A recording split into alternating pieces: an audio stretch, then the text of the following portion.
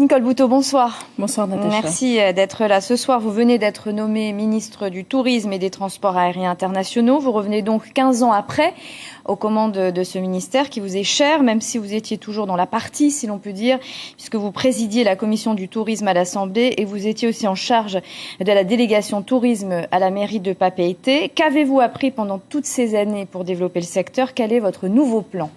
Je dirais que pendant toutes ces années, j'ai pu les mettre à profit pour aller à la rencontre des populations à travers toute la Polynésie. Je pense que c'est vraiment le temps que j'y ai consacré et ça m'a certainement donné un regard différent sur le type de développement, parce que c'est vrai que quand on est à Tahiti et qu'on reste sur Tahiti, on pense un peu tahitiano-tahitien, et c'est vrai que la dimension archipel, la dimension proximité, la dimension des professionnels qui développent un produit différent est importante et apporte une richesse à notre offre touristique. Alors en 2000, la Polynésie comptait 252 000 touristes, son meilleur chiffre. Elle n'en compte plus que 177 000 aujourd'hui, 16 ans après donc.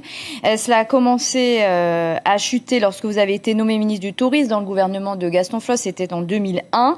Les chiffres ont continué à plonger depuis sur fond de crise mondiale et d'instabilité politique ici en Polynésie. Est-ce que vous assumez votre part de responsabilité aujourd'hui? Est-ce que vous pouvez nous dire à côté de quoi plutôt vous êtes passés, vous, les responsables politiques, pour qu'on en soit là aujourd'hui en Polynésie? Alors d'abord, je voudrais revenir sur les chiffres. Vous n'avez pas les bons chiffres. Les chiffres cette année, nous atteignons presque les 200 000. Je viens de voir les publications. Parce que vous rajoutez les croisiéristes peut-être. Décembre 2016, nous atteignons quasiment 195 000 touristes, donc presque 200 000. Et si nous rajoutons les excursionnistes, nous sommes au-delà. Vous êtes à 250 000, je crois, avec les croisiéristes. Absolument. Comment est-ce que vous expliquez cette chute par rapport à l'an 2000 jusqu'à aujourd'hui? La chute, c'était le phénomène croisière, puisque rappelez-vous, en 2000, nous avions 3 paquebots de croisière dans les 2 Renaissance Cruise. Et le 11 septembre 2001, les attentats, Renaissance Cruise fait faillite et c'est le retrait de ces paquebots. La grande progression de cette période-là était liée à la croisière et à ces bateaux qui étaient en tête de file et qui faisaient des rotations hebdomadaires sur la Polynésie. Et qu'on n'est toujours pas dépassé donc la barre des 200 000 aujourd'hui, donc 16 ans après, il n'y a pas de responsabilité politique? Si, bien sûr, il y a une conjoncture, effectivement, l'instabilité en Polynésie. Ensuite, c'est aussi une conjoncture internationale et le tourisme n'est pas quelque chose de linéaire. Je tiens quand même à rappeler que la progression de 2015 à 2016 va être de quasiment 5 points, que c'est 50 milliards de recettes, qu'on a eu 9% de progression sur une année, en train de remonter, et que c'est 37% sur les 3 dernières années. Donc, le tourisme polynésien va bien, il peut aller encore mieux, et si nous continuons sur cette progression, nous pouvons envisager qu'en 2017-2018, nous atteignions 280 000 visiteurs. Est-ce qu'avec le recul, finalement, vous ne pensez pas que la politique du Tahuera que vous avez soutenue a permis de développer davantage le tourisme en Polynésie? Quel développement on souhaite? Moi, c'est un système que je ne souhaitais plus voir dans notre pays. Je ne le regrette pas. La transition est difficile. La gouvernance aujourd'hui d'Edouard Fritsch est celle dans laquelle nous nous reconnaissons, dans laquelle je me reconnais. Et je pense que construire avec la population, ne pas mettre la charrue avant les bœufs et associer la population à notre développement est quelque chose d'important. Et quand je parle de la population, c'est également les communes. Est-ce que vous regrettez d'avoir fait confiance à Oscar Temaru en 2004? C'était le choix de la transition, voilà. Donc, j'ai tendance à ne rien regretter et à assumer tous mes choix. On va parler économie touristique locale directe à présent avec le Salon du Tourisme, première édition de l'année. On sait qu'une chambre se loue en moyenne 33 000 francs en Polynésie, ce sont toujours les chiffres de l'ISPF. Dites-nous d'abord si vous pensez que ce prix correspond bien à la qualité de l'hébergement et du service. Nous avons aujourd'hui une très belle hôtellerie internationale en Polynésie. Bien sûr qu'il y a toujours des efforts à faire en matière de rapport qualité-prix, mais aujourd'hui, regardez les taux de remplissage. 70% ils sont exceptionnels cette année. On a eu une période entre le mois de juin jusqu'au mois de novembre, où on était au-delà des 70% de coefficient moyen de remplissage. Ça veut dire qu'il faut augmenter la capacité d'accueil. Vous êtes pour, vous aussi, comme d'autres acteurs du Aujourd'hui, tourisme. nous avons 3000 chambres en hôtellerie internationale, 1300 en pension de famille. Oui, il faut développer, il faut absolument que nous puissions, avec les acteurs du privé, investisseurs locaux ou internationaux, développer l'offre d'hébergement. Nicole Bouteau, vous avez déjà rencontré le directeur d'ADT, puisque vous êtes aussi en charge des transports aériens internationaux. Les travaux de l'aéroport de Tahiti-Faa'a avancent.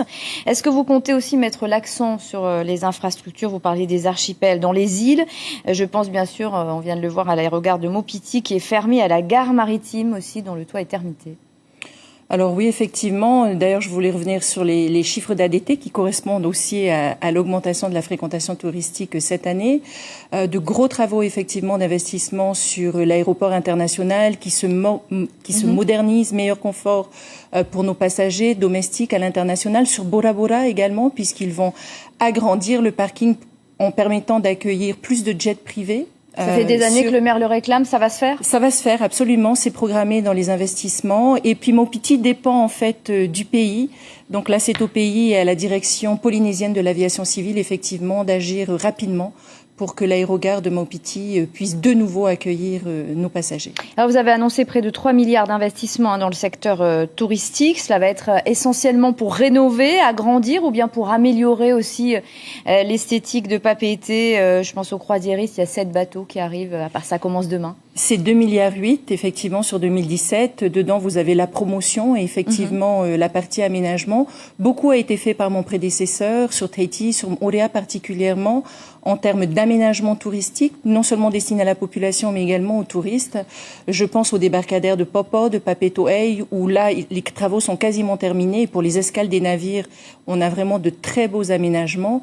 Et sur Papeete, c'est très attendu par les compagnies de croisière, le terminal cruise qui va être réalisé par le port autonome avec un démarrage de travaux prévu en cette fin d'année. Et pour les sites touristiques du Tour de l'île, je pense aux Trois Cascades, au musée Gauguin. Beaucoup a été fait. Les Trois Cascades, là, c'est la deuxième intervention du service du tourisme. Et à chaque fois, les intempéries nous obligent à revenir sur ces aménagements pour sécuriser en fait le site. Mais le musée Gauguin, un programme muséographique est en cours actuellement. Donc là également, des projets sont budgétés. Et le Mahana Beach, c'est un projet que vous allez suivre de près? Oui, avec Tevaro Fritsch, vous savez que en tant que vice-président, il a également hérité des grands investissements. Donc il assure la coordination et bien évidemment sur Mahana Beach, des groupes d'investisseurs aujourd'hui sont en discussion avec le gouvernement. Alors on l'a entendu dans l'hebdo, il y a aussi en Polynésie une affaire Penelope Gate à l'Assemblée, avec 3 enfants d'élus soupçonnés de toucher 2 salaires. Vous aviez vous aussi dénoncé, c'était au mois de mars dernier, ce qui vous semblait être des emplois fictifs. Il s'agissait de 4 agents au sein du secrétariat général de l'Assemblée. Quelle est votre position aujourd'hui? Est-ce qu'il y a du ménage à faire dans les instances selon vous? D'abord, vous dire que concernant l'affaire Penelope Gate, c'est totalement faux. Silvana Poetini, présidente du groupe RMA, a eu l'occasion dès le mois d'octobre de s'en expliquer auprès de la CPS, auprès du procureur. C'est une erreur purement matérielle. Alors je pense qu'aujourd'hui, Marcel Touihani est en train de brouiller les pistes parce que là, il y a une vraie affaire. Effectivement, nous l'avons interrogé pendant près d'un an et demi. Celle que vous aviez dénoncée, hein, vous voulez dire. Oui, dénoncée en fait auprès de l'Assemblée, au sein de l'Assemblée, sur 4 cadres dont on ne savait pas ce qu'ils faisaient et dont on savait qu'ils servaient le Tahuira Atira payé par l'institution.